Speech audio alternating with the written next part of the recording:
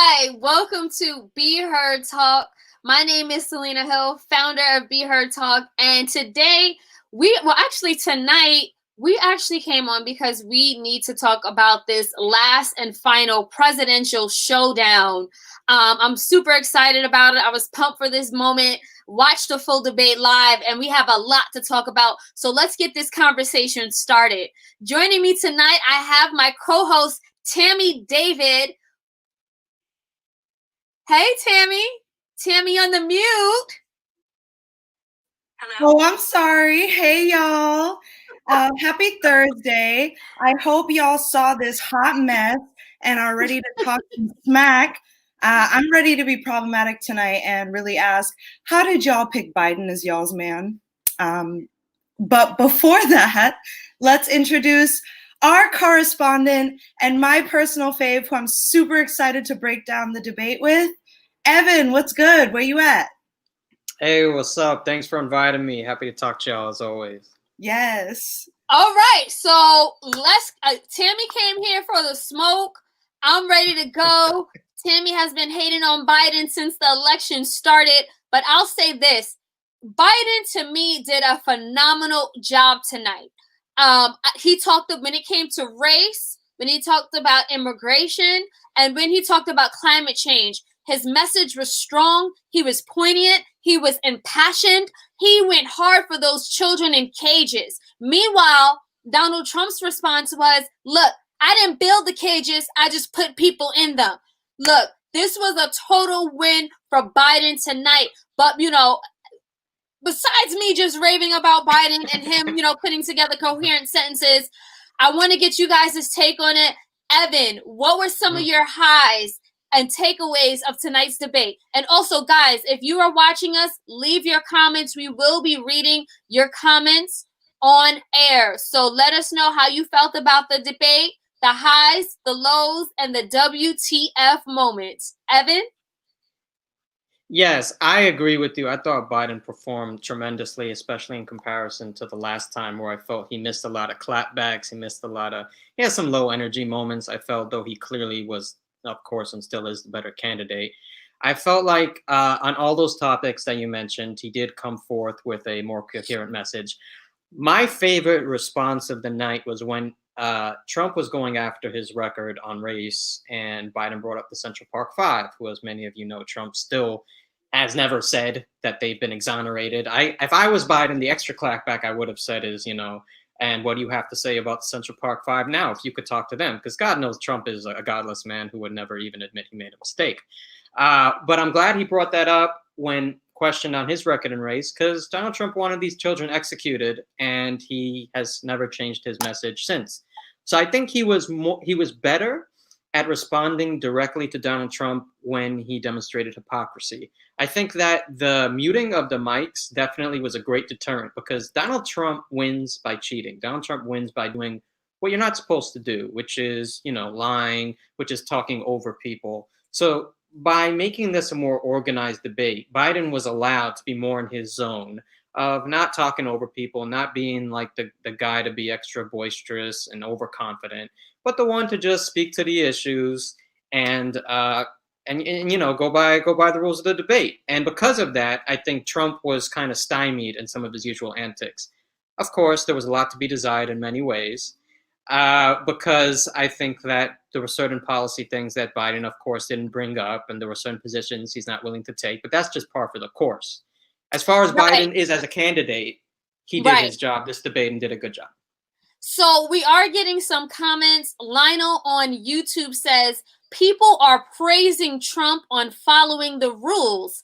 How low are the standards? You know what? I actually want to throw that to you, Tammy. Not only do we want to get your feedback on the debate, but, the fact of the matter is Trump did a much better job this time. He didn't interrupt. He didn't fight with the moderator. He wasn't as, insulting, if you will, but he still lied. What would you say about Trump's performance in comparison to Biden's, Tammy? So first, I wanted to start off my highlights and sort of my analysis anyway by first just saying that the moderator did such a great job.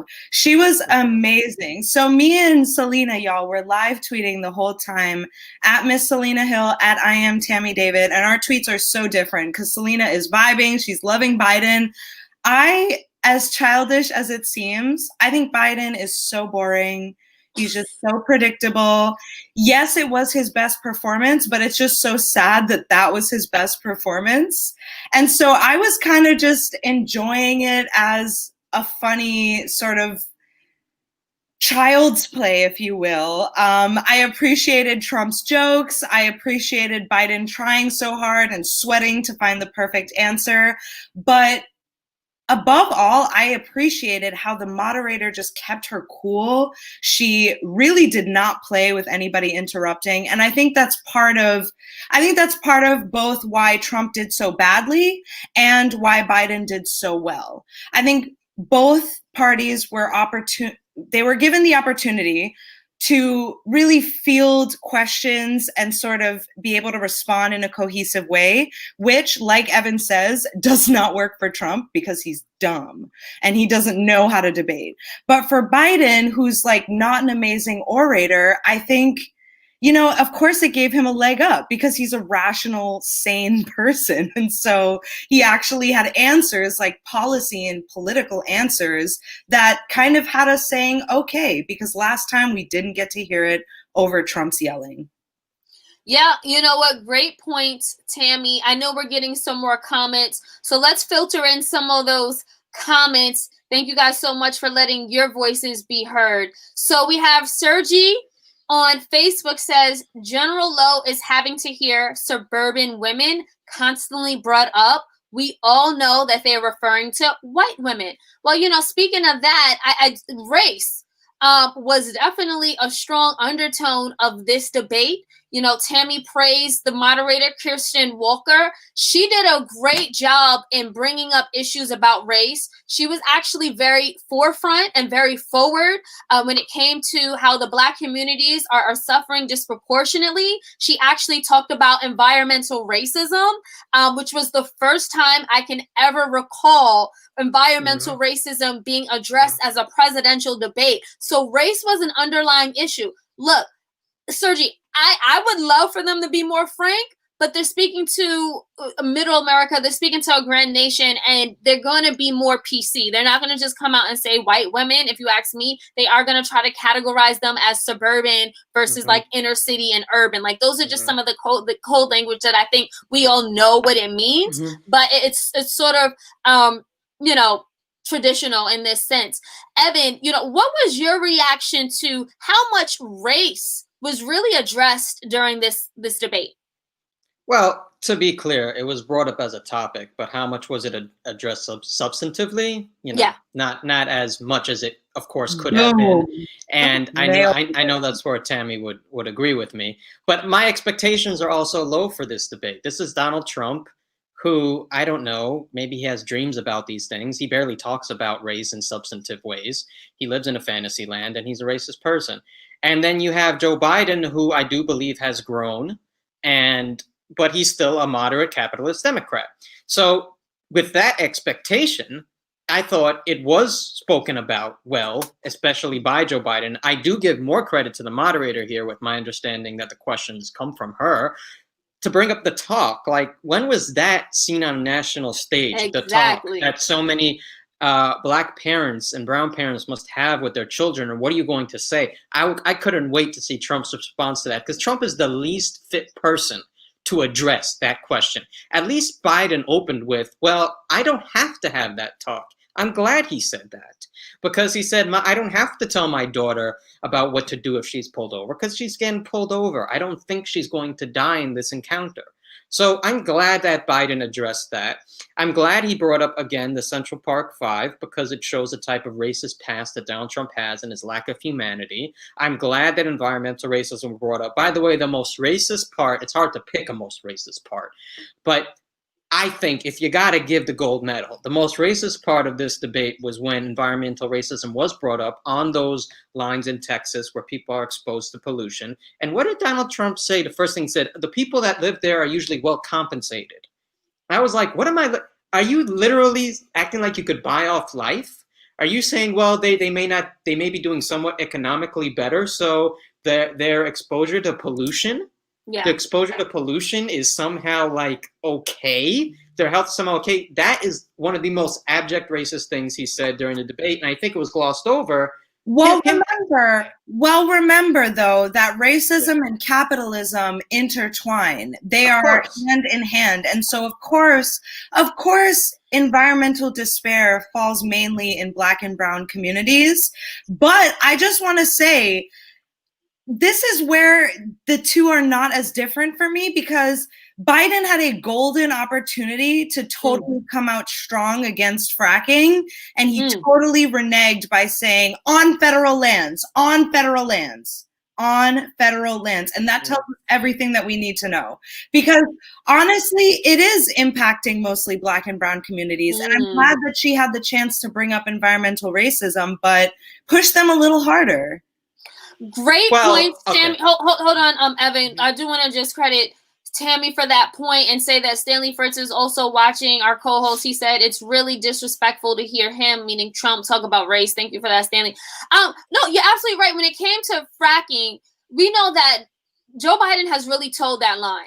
At one point, he was like, I am against it federally. But then he's like, no, we cannot stop fracking. And to me, it's because he does not want to alienate a certain base. He knows that the people, and people in Pennsylvania and Ohio and other countries where fracking is a livelihood, he wants that vote. So, but you're right, Tammy, fracking does disproportionately hurt and harm communities of color. So, I mean, and I'll throw this to you, Evan, is there any way we can find a happy medium or some middle ground? Because it seems like that's what Biden's trying to do, Evan. Well, are you asking an ideal way? I'm with Tammy all the way. There shouldn't be fracking. It's horrible for our environment.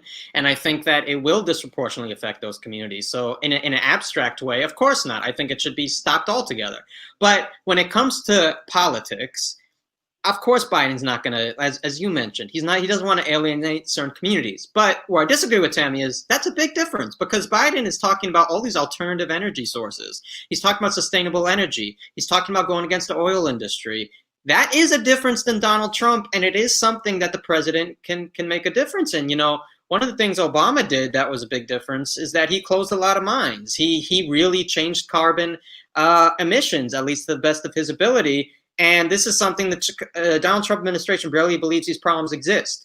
So Joe Biden believes in alternative energy sources, which in itself means that there will be less fracking. And he even said, I want to do fracking differently from an environmental perspective that will have less harm to the environment and people around it. So, I mean, if we're just talking about the policy they're saying, that is a difference. Will they actually do it? I agree, we can be skeptical. But in hypothetical policy, I do believe there's a difference. And I think that is the happy medium. But if we're talking about the abstract, if we're talking about actually turning around climate change, no, there isn't a happy medium. We got to stop that altogether, because we're already pushing too late before there's a point of no return. Speaking of climate change, that's one of the issues where, to me, Biden is definitely not doing enough, number one, and he's definitely not speaking to the left. Those of us who are progressive, who are unapologetic, and are not willing to compromise on climate change. When I say that, I'm thinking of people like you, Tammy. Do you think that Joe Biden spoke to you? Did anything he say tonight really resonate with you? Someone who has been, you call yourself a hardcore radical leftist.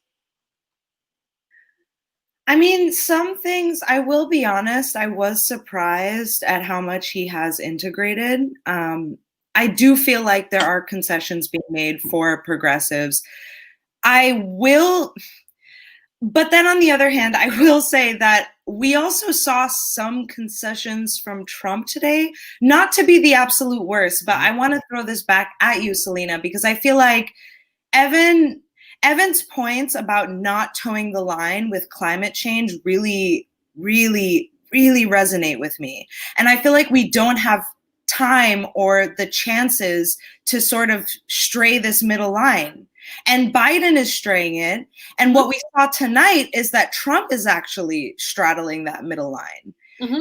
he used to be totally against the concept of climate change. And today it sort of seems like he's singing a different tune. And he was trying to praise supposedly what his administration has done, which, by the way, is nothing, and to make promises about keeping that going in the future.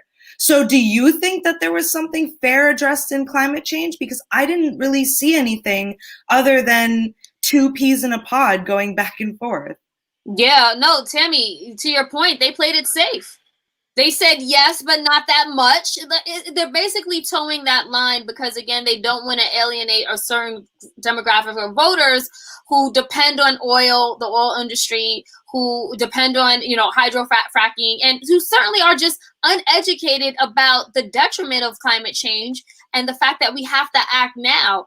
I think that, us as a country, we need to educate people and let them know that pollution is a very real thing, that climate change is not a hoax, and that literally by us not doing and taking drastic measures now, we're jeopardizing the lives of Generation Z and generations to come. So I think that, again, they're definitely towing that line. I know we are definitely getting some comments. Lionel says, Trump will say whatever he needs to stay in power. Agreed. Agreed. He lies unapologetically. He is a salesman. I mean, even with the platinum plan that he's been pushing to try to win over Black voters, he's just trying to sell an ideal. He's trying to sell a dream. Damon Stubbs, shout out to Damon, friend of Be Heard. He says Trump doesn't even have a climate policy and doesn't even believe in climate change. So there are still very clear differences. Good point, Damon. So I guess he's pointing out just like the drastic measure that, again, President Trump is the person who called climate change a hoax. Evan, did you want to weigh in? Yeah, I agree with Tammy that if we're looking at this from an actual scientific perspective, like we can't look at it like, do you want to die, now, or do you want to die later or a little further later? It's like, no, we need to do stuff now in order to turn this tide around, and it's not take incremental steps. We need to all get on the same page here. Around the world, even more conservative governments in other countries believe in climate change. I mean, we're a quote unquote developed nation that has a major party that doesn't. So we're way behind the 8 ball here. But I do think that there's a difference between Trump actually making meaningful reforms. He's not saying anything close to what Biden is saying, though. Biden is actually talking about legitimate renewable energy sources. Biden's talking about moving away from the oil industry. These are good steps. It's just not nearly enough. Trump just likes business. So if Trump hears something's good business, he'll do it. So he wants to have his foot in every kind of business. So I think Trump just likes to hear these different innovations, like, renewable energy sources. If it creates jobs and money, you're going to hear Trump get more into it. Listen, renewable energy can still be capitalist. Capitalism and energy have an interesting relationship because you can be a non-fuel cell car company and be look at Tesla. So, I mean, like, it's an interesting relationship here between environmentalism and capitalism. So Trump is never going to be completely against something that's not fuel related because he can make money off it because this is business. Sorry. But Honestly, it doesn't mean he believes in climate change. I feel like that's a stretch, talking about how his business savvy is making him perhaps interested in It's not savvy. Change. It's not savvy. Whatever. This is okay. I'm gonna respond to a few of y'all right now because this is exactly my issue with the two-party system and why I stand people like Courtney Starks in our comments saying, I believe after tonight, both sides left me extremely confused. I don't feel confident in either one of them and what they can deliver on. That's because they are one and the same to me. Honestly, when you watch them teeter closer and closer toward each other, Selena several times in this sort of breakdown has said, both of them are just doing what they can at this point to get a wider demographic. And that's what happens when you have two sides that are radically opposed trying to capture from the other side. That's the only way they get ahead. And so what Biden is doing is he's being safe instead of being progressive and giving us what he needs, because he needs those moderates. He needs those conservatives that fear Trump. And Trump is just saying whatever radical liberal bullshit he can think of to not completely alienate like young voters and Gen Z conservative voters. Even though, Damon, you do have a point in saying that Trump doesn't have climate change policy and it's very clear that he has no stance on this, I will agree. He's still pandering, and that's what gets me. The two-party system really allows this. Now, Damon also asked which administration would be most conducive for progressives to appeal to greater changes around the climate. Mm-hmm. Save that energy for our show on Sunday, bro. Save that energy. I swear we're going to get to that question. I promise you. I am so ready. I am so well. Okay, I'm ready to answer that. Hold on, Evan. Let me chime in now too as well. There's a few comments that I want to chime in, especially that one about the Bible. But to Tammy's thing, Courtney, actually, let me just go throw it back to Courtney's comments. Bro, what debate were you watching? You're talking about you couldn't see the difference between Donald Trump and Joe Biden? Like, yes, they're both politicians and they do try to pander, but Donald Trump said $15 is okay for some folks and certain people. Donald Trump said, I've done more for Black people than every other president, than possibly Abraham Lincoln. Donald Trump said, I'm the least racist person in the room. His actions and his rhetoric proved otherwise. Donald Trump said, while describing immigrants today, he used the word murderer, he used the word racist, and he used, what was that word? Yeah. Rapist. Courtney, what debate were you watching? Because when Joe Biden spoke about immigration, he was talking about getting those children out of cages. The fact that 500 children have been separated from their parents. That's what look, I heard a very different type of debate. Look, they're both older white men, and I understand that, and I agree that the two-party system is problematic. But the fact of the matter is, it's not going to change by November 3rd. This is who we have. We have someone who's a conservative and more moderate, but could and would at least be willing to be pushed more to the left. Yeah. And then you have a monster. So it's like, look, all that, I don't know who to choose. Like, honestly, bro, that's dangerous rhetoric at this time.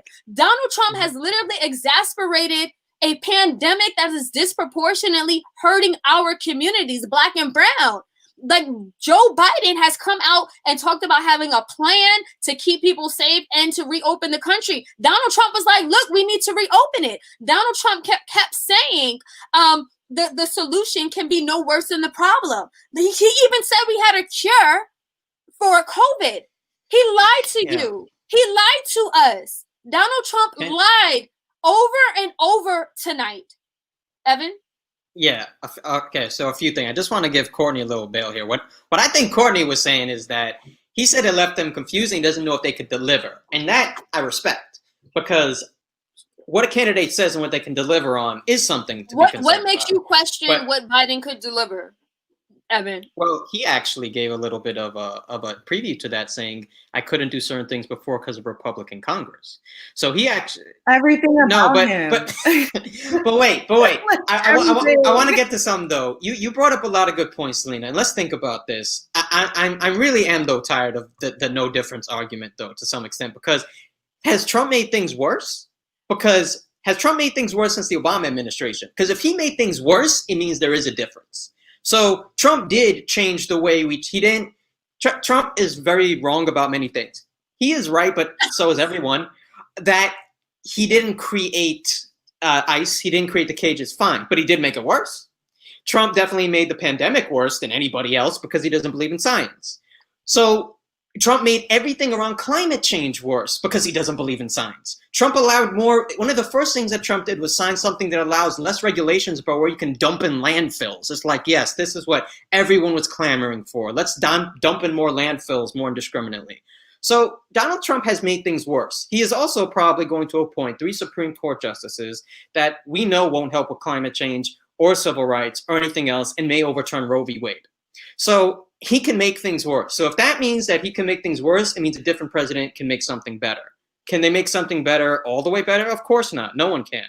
But the fact that Donald Trump has made all the things that we're talking about issues today, he's openly aided, abetted, supported white supremacists. He's going to have an extreme impact on environmentalism and climate change and our Supreme Court system. I mean, that's all you need to know to show that there is a difference between presidencies, that the presidency does matter. Right. So regardless of if you believe he could deliver, at least have a presidency where you think something's possible. Here's the thing, though, that this doesn't consider. And you know what? Lionel says that both sidism is lazy. He says intellectually lazy, actually. And I, in fact, totally disagree. Can you define that first? What is that argument? Both sidism is lazy. What does that mean? Well, so I'm going to attempt to explain it for Lionel. And dude, if you're in the comments, you let me know if I'm wrong. What I perceive that to be is saying that, you know, they're both the same and like both are shitty and doing bad things is lazy because it doesn't force us to look at what we need to do. You know, honestly, I totally disagree, because one thing Trump said tonight that he was low-key correct about was that, you know, he didn't build the cages. Okay, dude. Okay, you didn't build the cages. You suck. But he kind of was right in the sense that Democrats also were doing this shit. Like, Democrats have also historically treated immigrants like shit. And Democrats are enabled by the same system of white supremacy and capitalism that got Trump elected in the first place. Absolutely. And so I don't understand, like, yes, there are minute differences. It's like the same difference as drinking like blue raspberry Kool-Aid versus cherry flavor Kool-Aid. You know what I mean? It's still fucking chemical sugars. You know, it's still the same exact sugar and chemicals minus like 2 different colored powders. It's the same thing, the same flavor, the same systems that enable them. And the reason why people like me and possibly Courtney are tired of having these options and having to examine them is because we know in the end that the same systems are perpetuated and will continue to run. Well, you know. Okay. Go ahead, Evan. I'm tired of it too. It's just what can we do now, given what this system is, given what we're left with. And I agree with you that Democrats have enabled ICE and deportations for a very long time. These are separate things, though. One is, are they both complicit? Yes. The other is, well, was there any difference in their actions over the past few years? And the answer to that is also yes, because one created DACA, one did not. So DACA has allowed for many people to stay in this country who otherwise did not. The Affordable Care Act allowed people to have insurance who otherwise would have had to pay more. The Obama administration believed in climate change and was in the Paris Accords and wanted to close coal mines and did things that brought us closer, not where we need to be, but closer to it. So it's like, would you rather get closer or not? And that's the question. Would you rather work with an administration that maybe will listen to you and has some of your ideas on the table, like 30%, or would you rather listen to one that has 0%? I mean, it's like that's where we're at, and acknowledging that that's where we're at does not unacknowledge that we have a long way to go, and our system is inherently flawed, and our system is inherently infiltrated and abetted by white supremacists. These things are not mutually exclusive. Yeah, well, we actually are going to have to start to bring this conversation to a close, but I want to get a few more comments in here.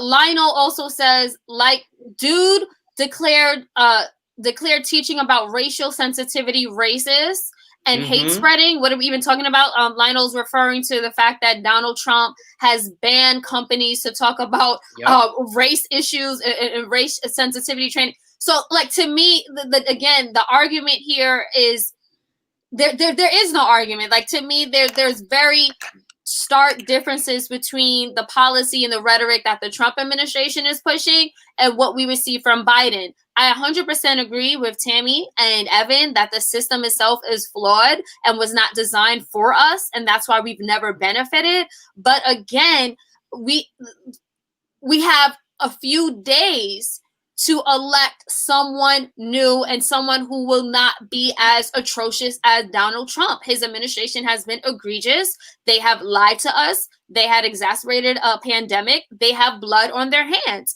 Again, it's not going to be peaches and cream, especially for Black folks. But it will be better. And the thing about it is, if we show up and vote, then the Democratic Party knows that the people that put them in office happen to be young people, happen to be millennials, happen to be people of color, happen to be LGBTQ. When we show up and vote and go to the polls, then we hold them accountable. And then they will address our needs and interests. But when we say things and we feel like, oh, it's a lesser of two evils, I'm not going to vote. Well, homeboy, you just took yourself out the game.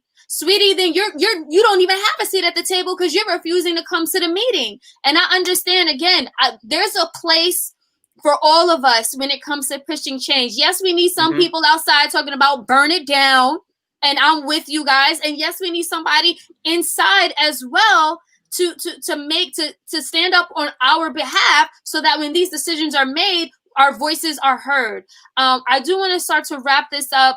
Courtney says, I won't vote and due to I'm sorry, go ahead. It doesn't mean I won't vote and do my due diligence, but my point is what we do after the election. How do we hold them accountable to what they say, or do we continue the same cycle over and over again? Well, Courtney, That's a great question. We can actually use that to wrap this up. I'll throw this at you first, Tammy. Yes, so I want to wrap using that comment because that is kind of how I'm feeling. I'm really over this election. I'm really over these two duds in front of me. Tune in to our show on Sunday because I want to announce something to y'all. But basically, it's done for me in my head. And I'm a poll worker, and I'm already super over it. So rip. What I'm looking forward to is organizing after the election. Either way, we have a lot to do because I am pro-free healthcare, pro-women's rights, pro-Black liberation, and we ain't gonna see that in either administration. Supposedly, it might be easier with Biden, but we'll see. So on Sunday's show, that's something we're gonna talk about. So tune in, y'all, because we need to figure out what to do after this. Evan, what are your final thoughts on not just the debate tonight, but what happens after November 3rd, no matter who's elected? Yeah, I want to follow up to what Courtney said, which is this. If we don't continue to participate in electing more progressive officials, and by that I mean more progressive than Biden, Bernie, AOC, even more progressive than those people, if we don't continue to put candidates like that forth and support them and vote, we are not going to be able to hold a President Biden accountable. So we need to keep voting, because imagine Biden has an all-Republican Congress. He's not going to get much done. Now imagine Biden has a Congress that is filled with people like Rep. AOC, Rep. Tlaib, Rep. Omar, like Bernie Sanders. Now imagine that is who he has to answer to. That is closer to our interests. So we need to put more people like that in Congress, because that is how we hold Joe Biden accountable, by electing representatives who will hold them accountable. If we do that, we can see much more stronger than just incremental change. But that's all on us to continue to work after Joe Biden's elected president. Now reverse that and think Donald Trump's president. Is it going to matter if we have 10 AOCs in Congress? No, because he's a white supremacist. He will do everything he can. He will break every rule in the book. He will not be moved. He can barely be moved by science and logic and the basic laws of physics and the alphabet. So that's it. Thank you so much. And I just want to wrap by saying, I absolutely agree with both Tammy and Evan said. It's up to us. It's up to us to stay in the streets. It's up to us to make it known that Black Lives Matter, no matter who's in office, and that we're no longer going to show up to the polls, and particularly for the Democratic Party, which Black people come out and vote for overwhelmingly. We're not going to do that and not get anything else in return. It's up to us to hold their necks to the fire. It's up to us to get in the streets, to make phone calls to our elected officials, to make sure that we're petitioning, to make sure that we're using all platforms, whether that's online, hashtag activism, whatever you want to call it. Make sure that we continue to raise these issues and let them know that our voices will be heard. And it's not just at the 4-year elections, every single election. Look, all politics are local, and the local leaders are the ones that impact our communities even more. And look, if you say, oh, I don't like anybody who's running, I don't like my choices, then you run, right? Then, then let's organize and get you. That's what AOC did. And look at how far she came, right? And if you don't want to run yourself, then support someone locally that can with your dollars. Like, for the first time, I'm actually giving monetary donations and support to elect the officials that I want. It's that important. We have to make sure that our wants and needs translate into real political power, and that's only going to happen if we organize and we use our capital to make sure that we're pushing for people that are going to push our agenda. On that note, I do want to just thank everyone for showing up. And as Tammy teased a few times, we actually have a great show. Be Heard Talk comes on every Sunday, 2 p.m. Eastern. We will be speaking to the founder of Black Lives Matter, Alicia Garza. She is the co-creator of the entire Black Lives Matter movement. She will be joining us for a real conversation about what we need to continue to organize in 2020 and beyond. So we will see you guys all Sunday, 2 o'clock. Be heard. See ya.